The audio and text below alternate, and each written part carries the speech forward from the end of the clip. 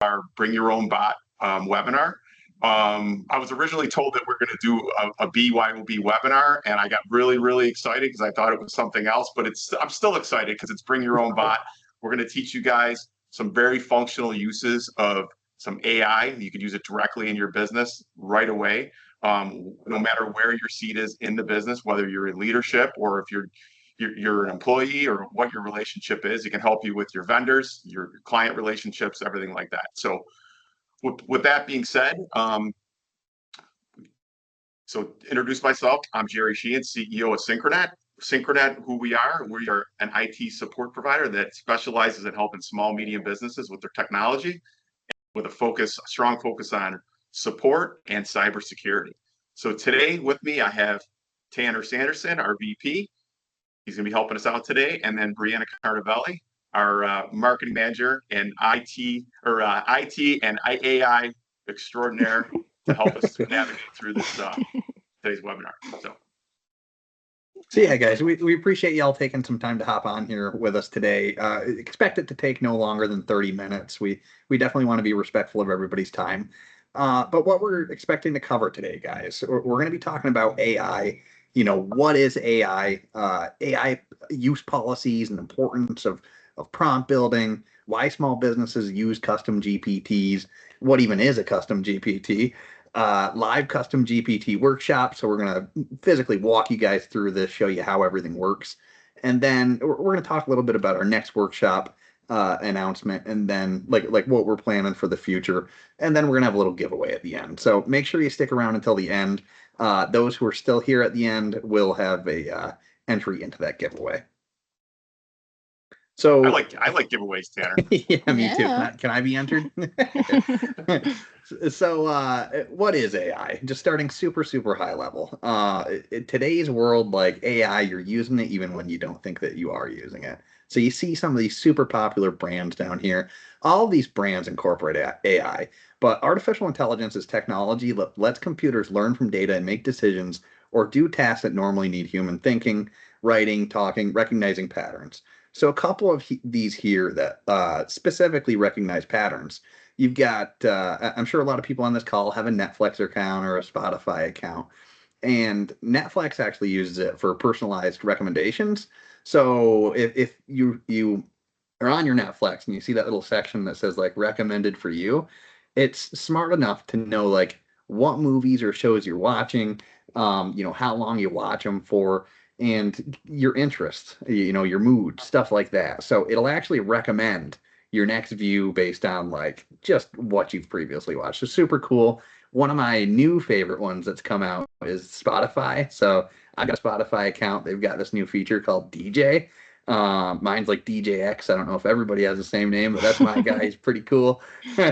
And yeah, I mean, it's super neat. So it'll listen like based on what you listen to, favorite artists, bands, that kind of stuff.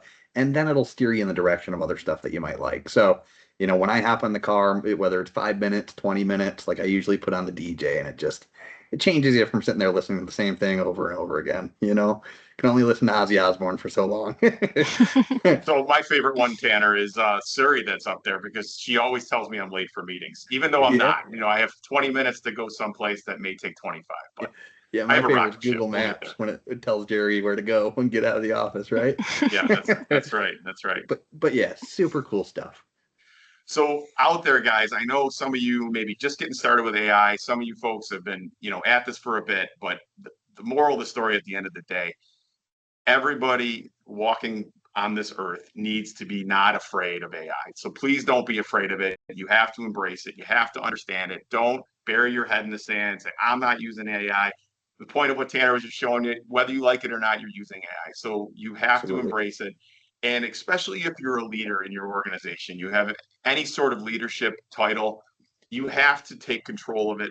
So, because I guarantee you, if you polled your users, some are going to be using AI whether you want them to or not, or you even like them to or not.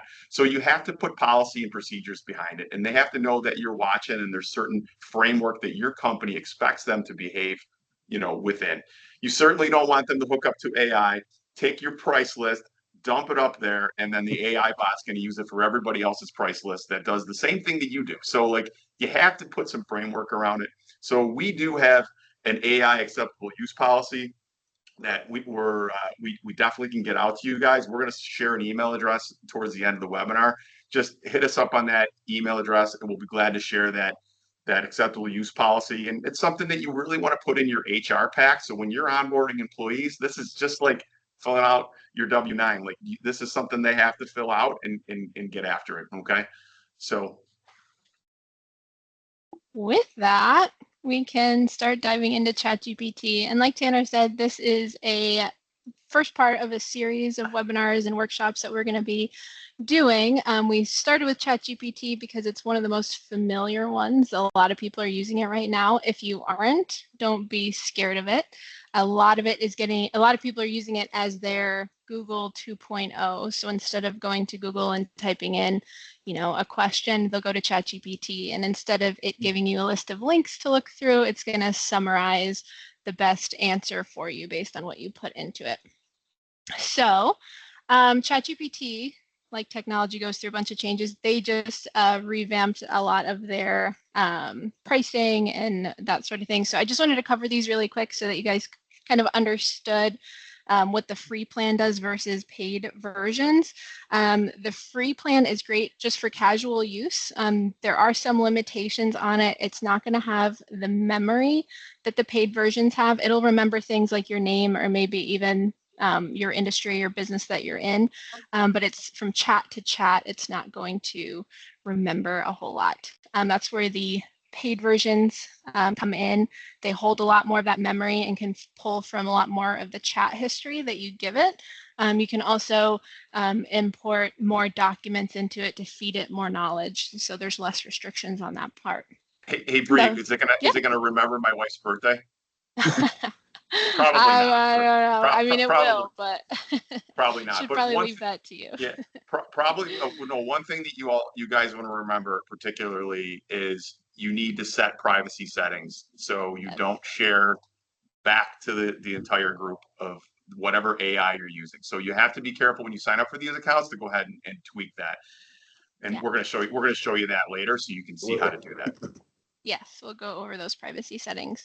But yeah, so the Plus plan is most common. It's going to hold a lot of that history for you. What we're doing today for the workshop, to build the custom GPT, in order to save it, you would need a paid subscription. Doesn't mean you can't use ChatGPT to build, something that talks to you just like your business. It just means that you're going to have to prompt it each time if you have the free plan, whereas the paid versions are going to save that custom GPT for you, so you can just go straight to that and use that as a source.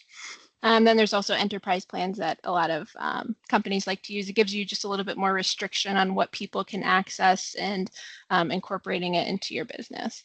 So now that we're through that, my first thing I wanted to cover is the power in the prompt. No matter what type of AI that you're using, what you put into it is what you're going to get out of it. So when that little ask anything box pops up, as much detail as you can give it, it's going to give you the best answer back. So these are just some core strategies that we like to use when we're typing in our prompts, when we're talking to ChatGPT or AI in general, being specific and giving ChatGPT a role when you're talking to it. So that's something I do often. It's one of my favorite things to do. I'll say, speak as if you are a marketing expert in this industry or this field. I know one of Tanner's favorite is explain this to me like I'm in 5th grade, but you really can, helps. you can ask it to kind of sit in a role and respond that way. If your clients are other small business owners like us, you can ask it to be a small business owner in that industry and talk to you that way. So just some prompt suggestions here on building those. We actually have an ebook that we have that goes way more in depth into prompt building. It will show you that in just a second, but next, let's go to the next slide there. Yeah, but I learned a long time ago, garbage in, garbage out. So we're having fun today, but like as much information you can give it and the framework you want to put it in, the bot will talk to you exactly as you ask it to. So the more it knows about you and what you're trying to get, it will give you very, very specific information back to what you want. And Bree, what do you think? 80% of the time, it's going to give you 80% of what you want, right? Right, exactly. So you can't just take this stuff and hand it in, but it's going to jumpstart you way further than somebody without it. Yeah. Its only limitation is your imagination as well. Yes. Like it can do pretty much anything. It's absolutely incredible. Yes. This is just a prompt example I wanted to show you. We were talking about AI use policies. If you just went to ChatGPT and said, hey, create one for my employees, that's going to give you a very different answer than if you were to go in and say, hey, I'm a medical practice. I need an AI use policy. I have this many employees, because then it knows, oh, okay, there's HIPAA involved, there's patient privacy involved, and it's going to structure that response a lot better than if you just ask it for a general prompt. So right, it's going to tie right into the specific industry that you guys are looking for, whatever the topic happens to be. Yes. So here is that ebook that I was talking about. If you'd like this, you can scan the QR code here on your phone. It'll actually go ahead and pull up an email that's already filled out. You just click send, and it'll email it to us, and letting us know to send you the ebook. Just an easier way to get it from us. Or you can email us at getmore@synchronet.net, and that's where you can also ask for that AI use policy as well that Jerry mentioned earlier. Yeah, so either email us or scan it. You don't have to do both, just one or the other. Yep. Yeah. Give you guys just a second, just in case anybody's out there with their phone, Yeah, for sure. All right. And hit us up, guys. If you need that, I mean, you know where to find us. And even questions on today's webinar, just use that same address. Hit us up. We'll be glad to help you. Yeah. All right. So some of you might be asking, why do I need to use a custom GPT? Why can't I just, chat with my normal chat GPT chat box? There's a couple different reasons. You can give it specific instructions that it will stick to just what you're wanting it to do. It's only going to pull data, or it's only going to talk to you in this tone, or it's only going to, see it from this viewpoint. You can give it more specific instructions. You can also give it a knowledge base. So you would build a custom knowledge base based on your documents, your policies, your procedures, and not let it search the internet for those answers. It would only search the information that you give it, which is super beneficial. And it's actually what we'll be showing you in our demo today. So Bree, that means an employee doesn't have to contact HR to look up what kind of pants they get to wear on Tuesday? Maybe. Oh, wow. That's pretty cool. Yeah. Nobody reads that 85-page manual? Oh, never mind. Those employee handbooks. They're necessary, but people don't always take the time, or they read it once and then misplace it, and then all those things go out the window. So today we're actually going to be showing you how to create an onboarding assistant custom GPT. So this will be an onboarding assistant that your new employees could go to and ask it questions, just like Jerry mentioned, dress code. It can ask, how do I put in PTO?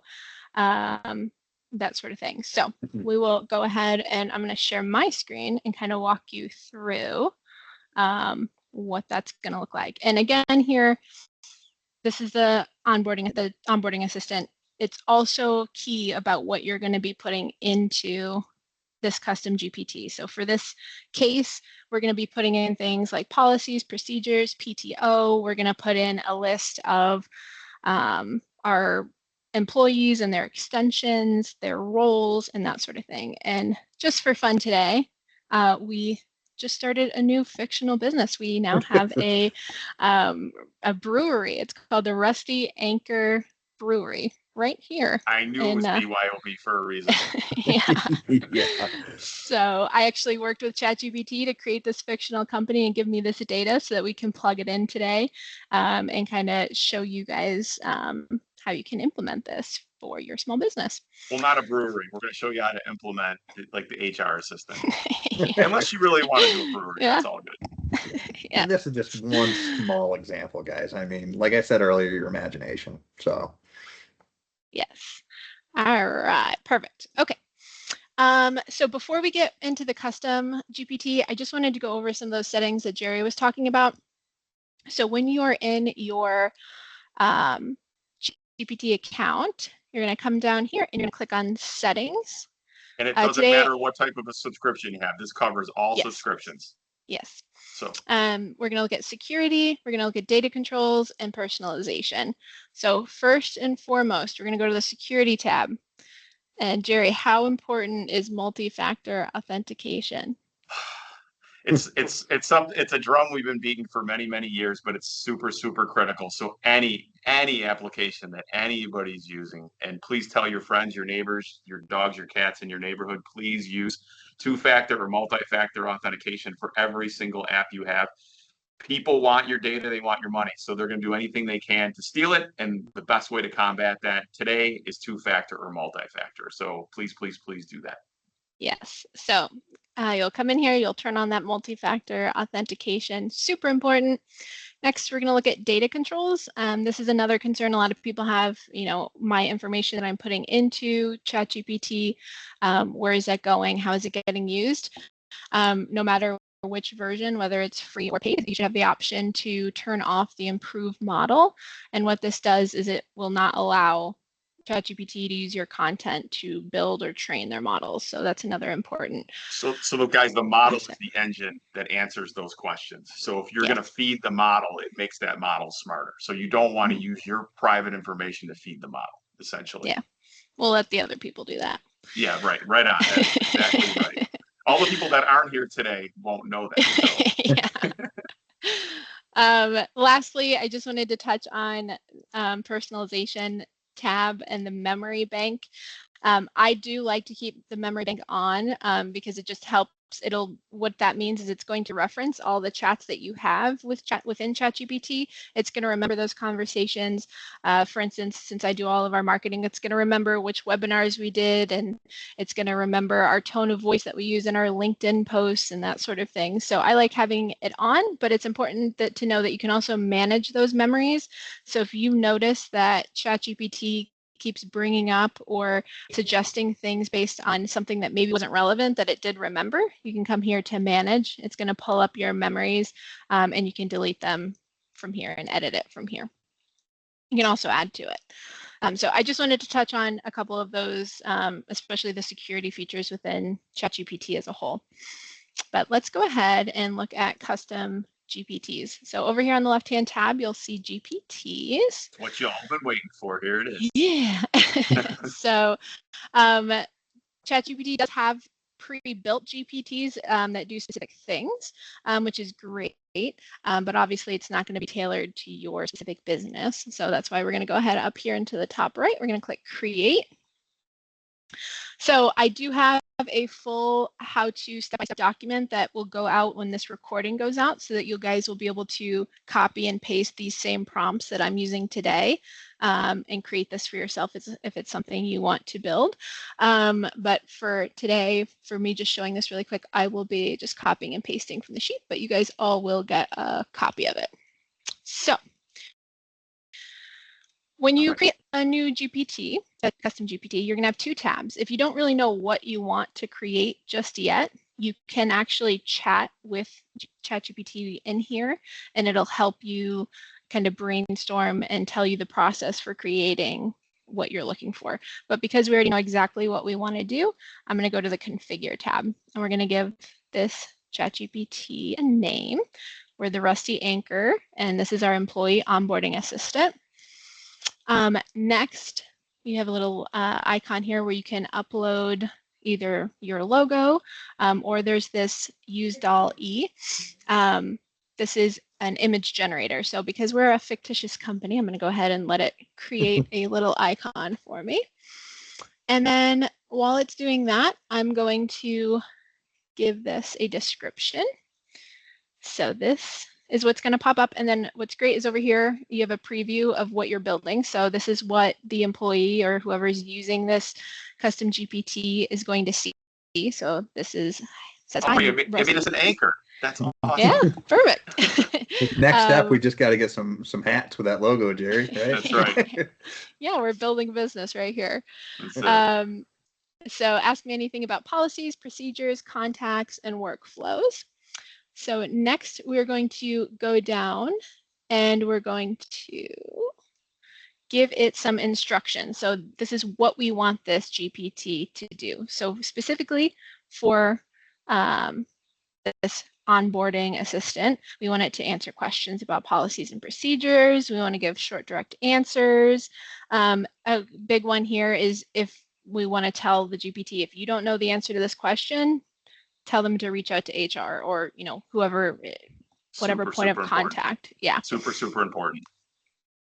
Don't make up information that you don't have. Default to the official resources we gave you.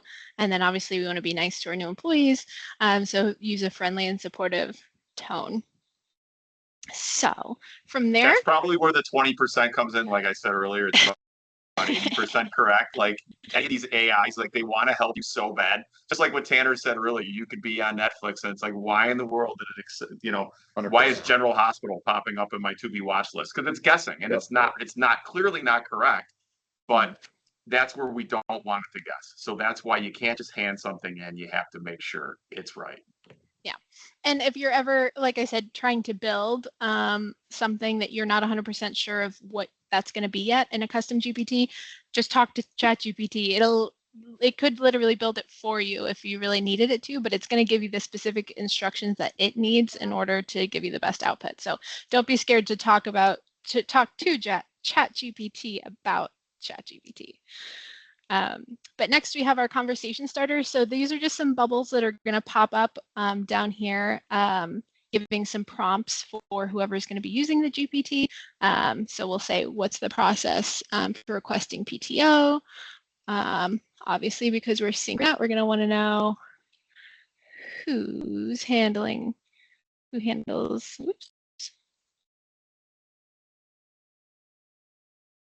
IT support. And we'll give it one more, how do I log my hours? So just some generic questions that a new employee might ask. Right, Bree? Common generic questions. Yeah, there you go. All right, so this is that knowledge base that I mentioned with custom GPTs. This is where you're going to upload any documents that you want this GPT to pull from. So for this case, I did have ChatGPT help me build out. We have a directory, a handbook.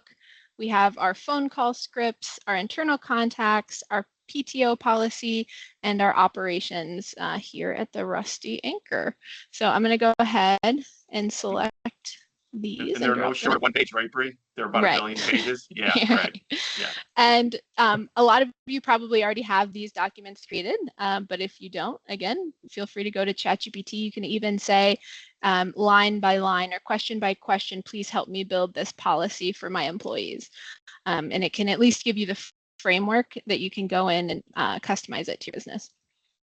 So 80% of the way there, right? Yeah. So the knowledge base is now full of what we would like in there. Next, we're going to stick with the recommended model. So we can disregard that. But important here is turning off certain capabilities. We do not want this custom ChatGPT to search the web. For this one, we only want it to reference this knowledge that we just gave it. We don't want it to pull any random, PTO processes from other breweries in the area. Canvas, we can, for this one, turn it off. What Canvas is, it's just ChatGPT's ability to create and edit documents within the GPT. So if I was using this for marketing and content creation and it was building flyers for me, I'd want Canvas turned on. For this specific use case, we don't really need that on. It's not going to hurt to have it on, but same thing with image generation. This specific one, we wouldn't need image generation for, but you do have the option to turn it on or off. Yeah, some of those extra features, guys, will actually, it can slow down the GPT because it's trying to give you a complete answer. And in some cases, you're not going to need it. I don't want an image of, cut off jean shorts. We don't need that. Yes. All right. So I'm going to go ahead and on the top right here, now that we have our information in, I'm going to click create.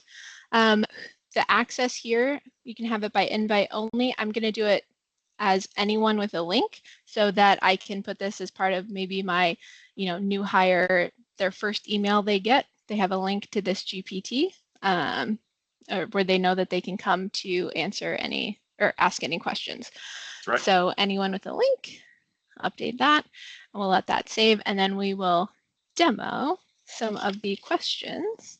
We're going to view our GPT here. There we go. So as you can see, it's got our little prompt bubbles that we created. We'll go ahead and say, what's the process for requesting PTO? All right, so we use Bamboo HR, and it gives who my HR manager is. We already know when PTO isn't allowed. We've got Buffalo Beer Week and Summer Tap Fest, so we have to be here. So it's going to give me that information. I can say, what is Rachel's extension?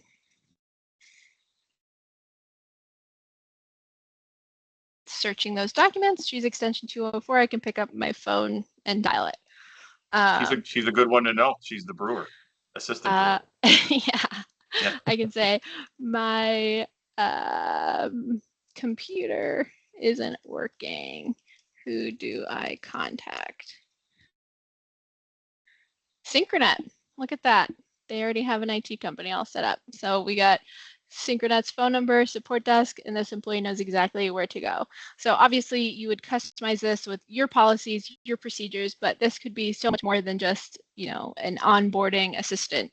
You could use this for sales team as a sales playbook where you, upload your sales process or your sales method, and then you could feed it objectives, answers. Yeah. Yeah.